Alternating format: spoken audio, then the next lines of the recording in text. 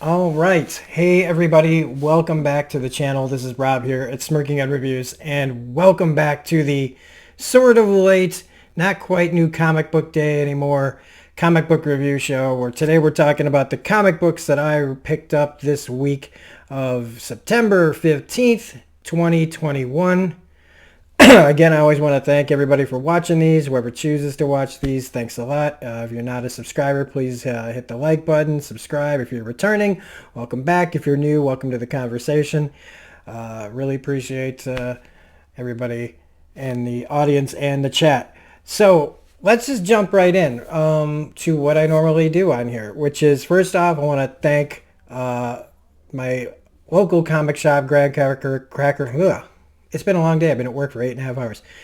My local comic shop that I support, Graham Cracker Comics, and I also want to bring up their online store that I've been putting up here. Here's some pictures of the logo and everything, and there will be a link in the description below for their store.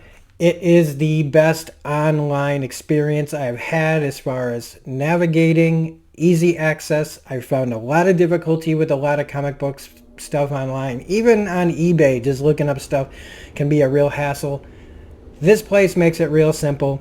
And not just that, but when I'm at my local comic book shop, the men that run that store, and I imagine that they have the same level of professionalism in all the other stores as well. Whenever I need something and they can get it, they find it. And you know, even when I don't think they're going to find something, they usually surprise me. They usually can get their hands on a book if you straight up ask them. So, Graham Crackers Online, here's the picture for that. Yeah.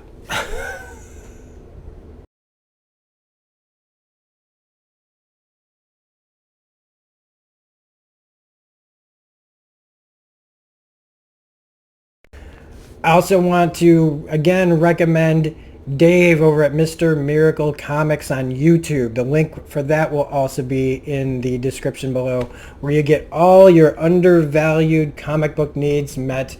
And by that I mean literally the best undervalued comics, not expensive comics. All right? You can get expensive comics. You can find them at your local comic book shop. You can find them on eBay. I'm talking about the stuff that goes under the, like under the radar. Things that you might not think. Things that are speculation, but like a lot of like thought goes into it. You know, especially with all the stuff that pops up with Marvel Zombies. Marvel Zombies has been blowing up again, except the speculation's way too late on that, because good luck getting your hands on like issue 1, right? Issue 1 is like crazy expensive. I barely managed to get my hands on 2, 3, and 4, and 5 before they got sold out at a lot of places. Like, I barely got a good deal on those books. I'm still trying to get my hands on issue number 1. He talks about the stuff that flies under the radar, and that's where, you know, I found a lot of stuff.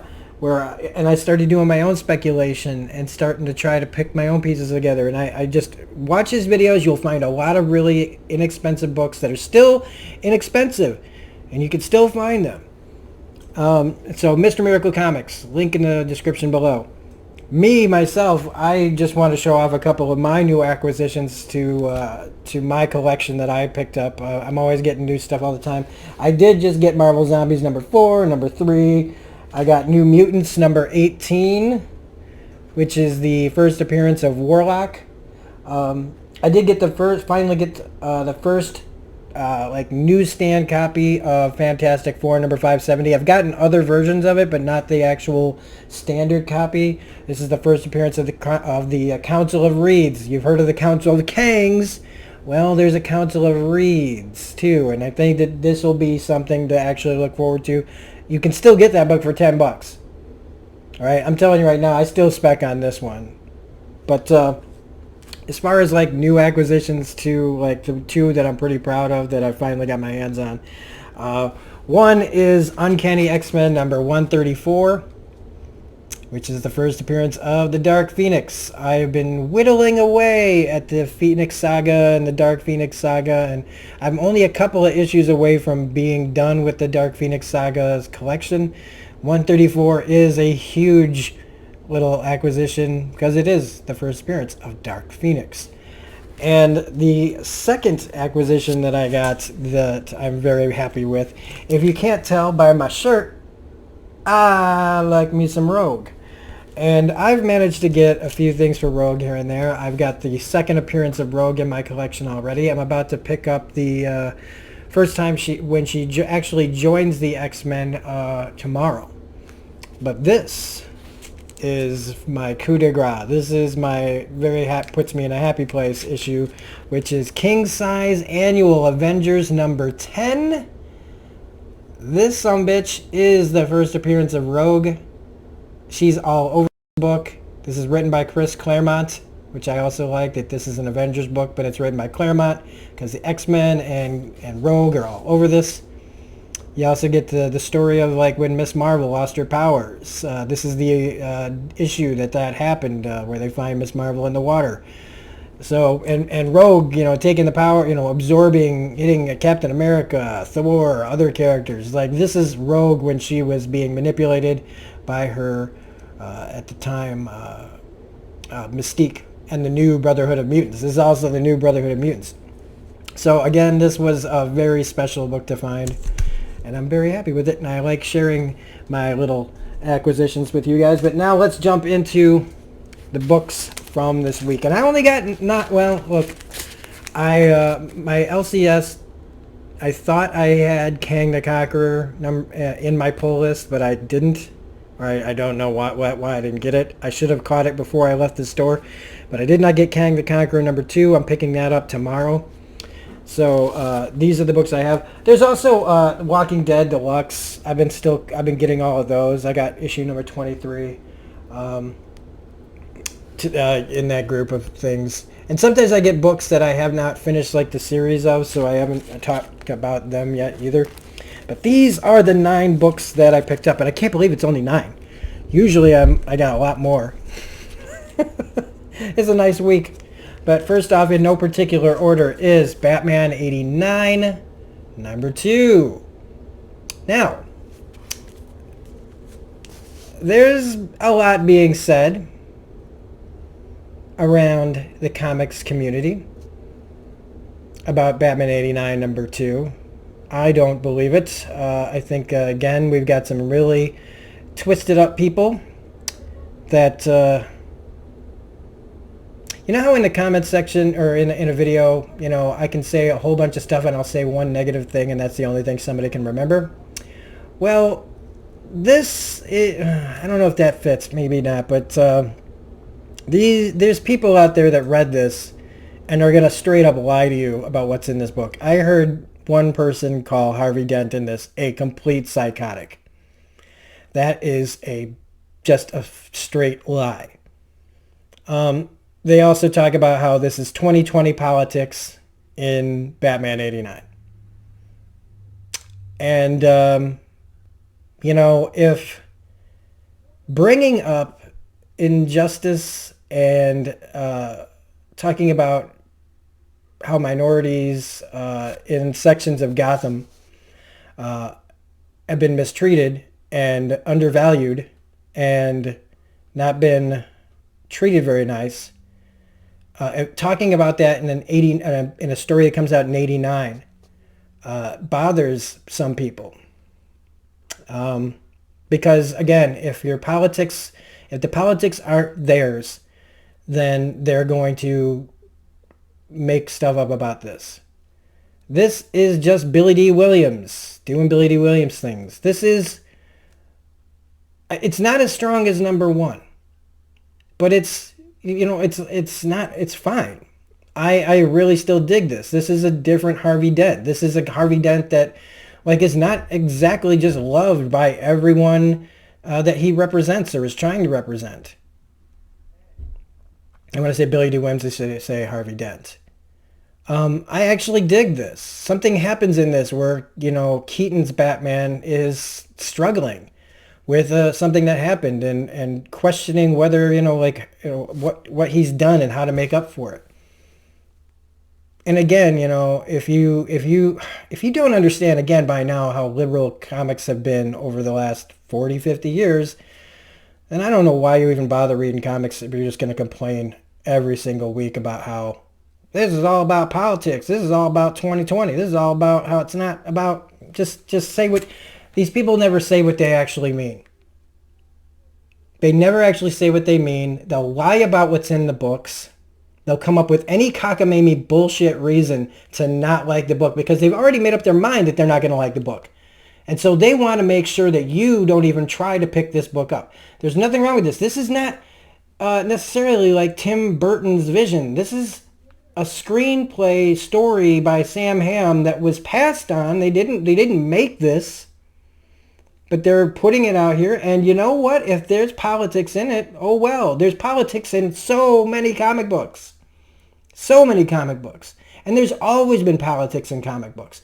Literally, Harvey Dent's a politician. So how do you avoid politics with a character who's a politician? But it's still a good read. I still like the art. In fact, the art by, I always have a hard time pronouncing his name, Quinones. He did the cover of this Defenders issue number 2 variant that I freaking actually had to ask for because I really, really dug it. The art in this is really good. It's really interesting. I like it a lot. Because it makes me, you know, it's just weird looking enough. Like, they try to make things look just enough like how Barbara Gordon kind of looks like Winona Ryder, you know. But in the continuing story of this, of like him trying to run on a platform and also work with the people in his community who don't exactly accept him, you've got who would be Marlon Wayans' character, how he becomes Robin, and you know, yeah, it's a little weird, it's a little cheesy how they come up with his name, but these movies from back in the day, you know, and lines like that are always kind of weird and cheesy, man. If you're looking for perfection, man, I don't know, but Batman 89 is still pretty good. And I like the Bob Kane reference right here. It's not as good, like I said, it's not as good as issue number 1, but a lot of times, you know, a book comes out, impresses people with its premise, and then you've got to get into the rest of the story. And sometimes it's not going to be like every step of the way like some masterpiece. Sometimes you have to actually see the whole story before you can go, oh, and appreciate what you read before. Next up, we've got Beyond the Reach number 3 by Ed Brisson and Damian Cuchero, Patricio Del Peche, Hassan Ostmani, El How. Man, okay, again, they're killing me. Sorry if I mispronounced those names. Beyond the Breach number 3, continuing this like really crazy story about a woman who is traversing her world that's now been breached by several other worlds, trying to just get to find safe haven somewhere and being caught up in the middle of things. And right now they're like caught between someone who's looking for their friend and trying to get the people that she's with to give them up. And starting to learn more about the backstory of this guy who rides the big ass turtle. And again, it's still, I really dig this book. I definitely say pick up the trade if you don't want to pick up the single issues. But Ed Brisson, who works on, you know, has been working for Marvel a lot. You know, I haven't always liked everything he's done, but this is so far really, really interesting and not gone off like too nutso. But like, I did agree with somebody saying that like they wish they had just, and this is going to sound terrible, but like in the first issue, something bad happens to a kid that they pull back on. And I was like, if they had actually ran with that, I would have actually been like, okay, this is that kind of story. We're going to go there. All right, next up is Eternals, Thanos Rises, the second arc of the new Eternals book by Kieran Gillen. Dustin Weaver, and Matthew Wilson. This is the Ron Lim trading card variant just because it just looks dope. It just looks dope. I don't care. But Eternals, Thanos Rising is a very interesting story. I like it a lot. And there's a mention about Kirby, in this. And it really did feel kind of like an older story where it's about whether Eternals could and should breed. And how Thanos is born through this union, and how everything, now after Thanos' birth, how it was kind of decided, maybe we shouldn't breed. But there's more to this story, and I don't want to spoil too much for it, but it is a pretty great, story about, the best of intentions and really thinking that something can work, and then, facing the realities of what your decisions and the consequences and the unforeseen consequences of these kind of things, and how, things don't always work out the way you want. And I also really like that the narration is coming from the machine throughout this whole series, but it's pretty good. I really dug this book. Next up, we got Extreme Carnage, Agony, part 7 of 8. Again, this is the Scotty Young variant. Okay. I thought that the art in the last book was good, but it could have been, just didn't fit that issue that was trying to be scary with the void, where the symbiotes all communicate. This book, again, the art is almost there. There's some really creepy stuff going on here. Agony is a pretty terrifying symbiote, and the host is equally as nuts. And I had never really read anything about Agony before, I don't think. But I really dug this penultimate issue, where it's kind of like they take a left turn at the end, where you think they're going in one direction and they go a different direction. But I was just really intrigued by reading about the story. Now, again, if you're not into symbiotes, you're really not going to be into this. And again, another thing I appreciate about this is that instead of doing a bunch of tie-ins during a story, they're just doing all these one-shots before they get to the main story that they're going to tackle in some other book.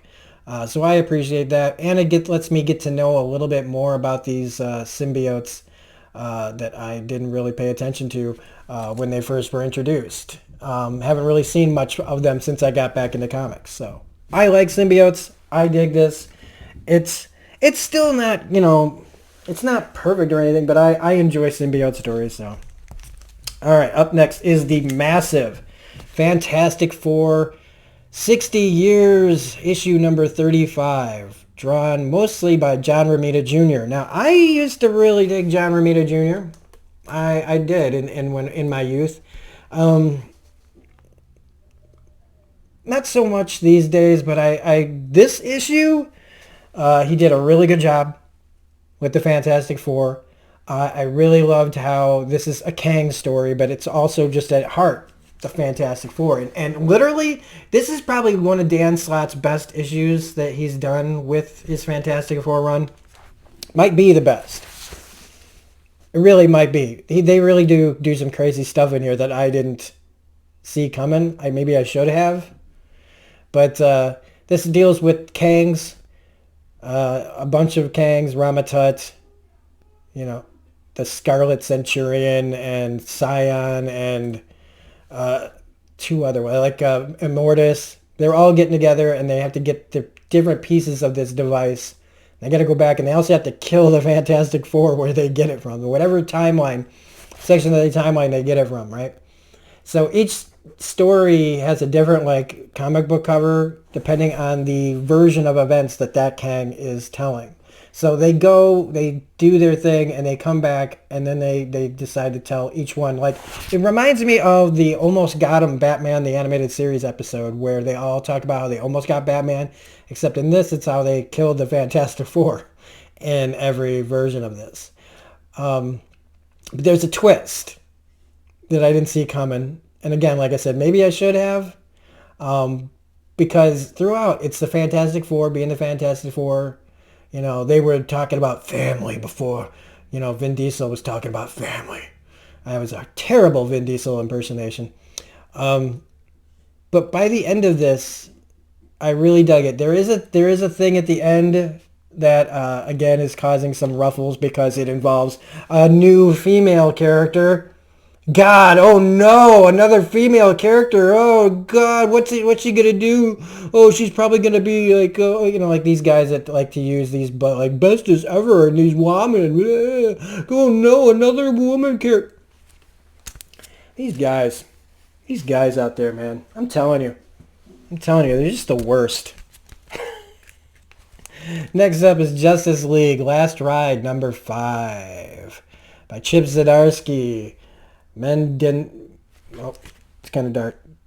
Mendonca and Angiolini. I don't like this cover that much, but the interior art is really good. It really is pretty good. We get to see something that's going on with Darkseid. There's another player involved that's leaked where they have Lobo at. A whole bunch of players and bad guys are entering the fray. You've got Brainiac controlling Cyborg Superman. You've got Mongol attacking. You've got a past story where Clark confronts Batman over Martian Manhunter's death. You got somebody discovering a room full of vats full of somebody. This really feels like a rush up to a finale issue. It's got a lot of action, but I don't think it's the strongest issue other than it's got some really great character moments. I'm waiting to see if they can stick the landing before, like this again, things don't have to be the best, but I think that once I read the final issue and see if they stick the landing, like Zdarsky did with Spider-Man Spider's Shadow, that big what if Peter Parker was Venom story, if he sticks the landing like he did in there, then this issue is going to mean so much more in the long run. All right, next up is a book that nobody talks about, it seems. Scumbag, number 10. I love this book by Rick Remender, Bergara, and Denisio. Ernie Ray Clementine. I still love the title. The world's fate rests with the worst person on it. And there's a lot. Remender's saying a lot in this book. And again, depending on your politics, if they're not your politics, you're not going to like it. But Remender takes shots at everyone in this. Remender is like Trey Parker and Matt Stone in this. Like he's not letting anybody off the hook. And I see it. And sometimes in what I was reading in this, I was like, he's got a point. He's got a point about a lot of stuff that's going in here about cancel culture and outrage culture, but he goes after everyone. He goes after every side because this is really about, like, if we really truly need to all accept each other, then, we're all going about things in too many different extremes. And I do see his point in this. And in this character of this worst guy on Earth, you also see that he's not really the worst guy on Earth. He's just an extreme. And there are a lot of people around him that are pretty bad as well, and how things are done. And this is a guy, I don't know, it's a very interesting story. This is not for everyone. This is like Marjorie Finnegan, Temporal Criminal. Like, this goes after things. This talks about things. This does things. There's fling and poo in this issue. There's a character called Ballbagger, right? So it's not for everyone, but I'm a big Rick Remender fan, and so I let a lot of things slide, and I like crazy stories. The bigger the better. And he's actually making me think. Through all the insanity that's going on, there is a point to it. And again, if you're more open to new thoughts and ideas, I think you can accept that. But if you're locked into your rigid mindset that doesn't want anything ever to change, even though life is change and forever, then again, you're not going to like it. Get in a Wayback Machine, go back to fucking 1989 so you can just read X-Men #1 and, or whenever 89, 90, 91, right around when Image Comics came out and the end of all these guys moving ship, and there were just comics everywhere, and X-Men were the thing, and blah blah blah. Just go back in time, build yourself your fucking time machine, and go back in time to when everything was more comforting, and you could hide in and wrap yourself in that blanket of denial that everything has to stay the same. Damn. So anyway, up next is The Trial of Magneto #2. This is by Leo Williams, by Wernick and Delgado. Don't really know what's happening. There's a lot of questionable stuff going on, and it does it is again showing a lot of the cracks in the Krakoa storyline and the things that are and aren't working. There's some things that are working. There's some things that aren't working. And when you have a book like this, as much as I want to just love it, there's parts of it I like. There's parts of it I don't like.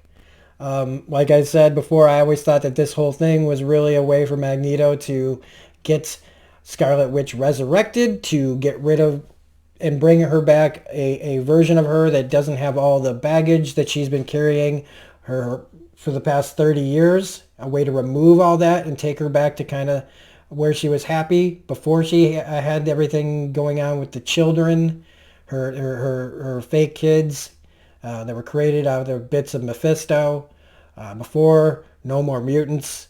But what's going on here, it's really hard to, I don't want to spoil it, but look, if you're in for a penny, in for a pound, no matter what, like I am, and you're reading this, we'll see how it goes. Again, the way that this issue goes, I have to read further, see where it's going. Will it end up being a disappointment? I don't know. Right now, I can't make that judgment call. I can't make that judgment call.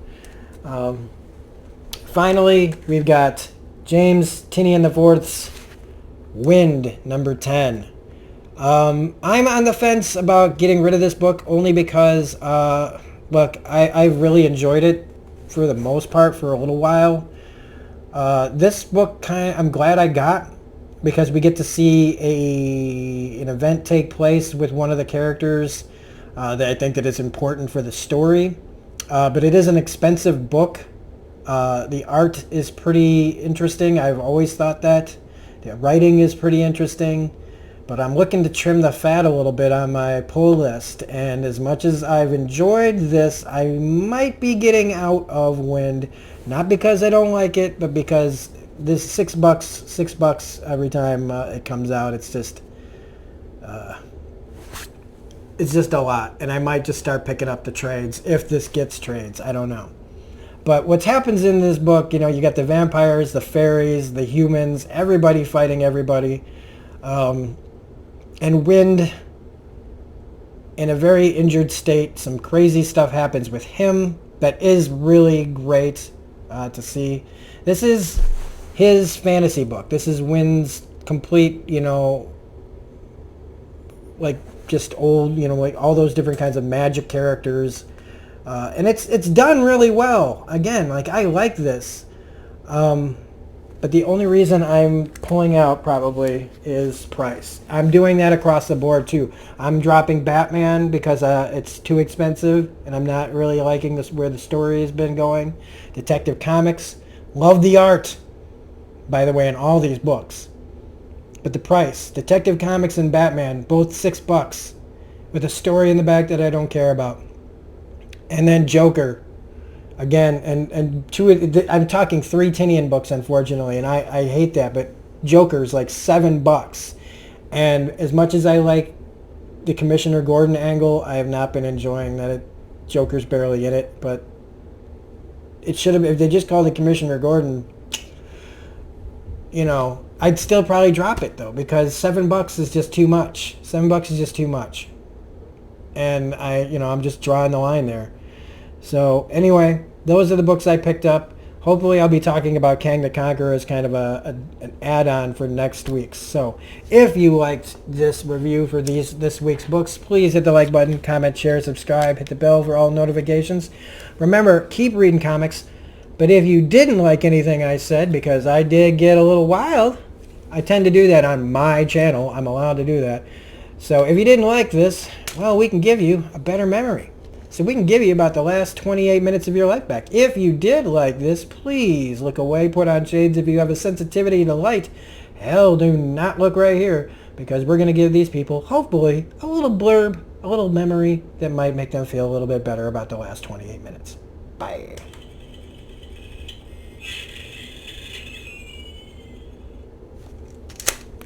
Keep reading comics, everybody. Visit your local comic book shops, Mr. Miracle Comics, and Graham Cracker Comics Online. Bye! Oh, man. Anyway, before I was so rudely interrupted, at that time, I was a Federal Express man.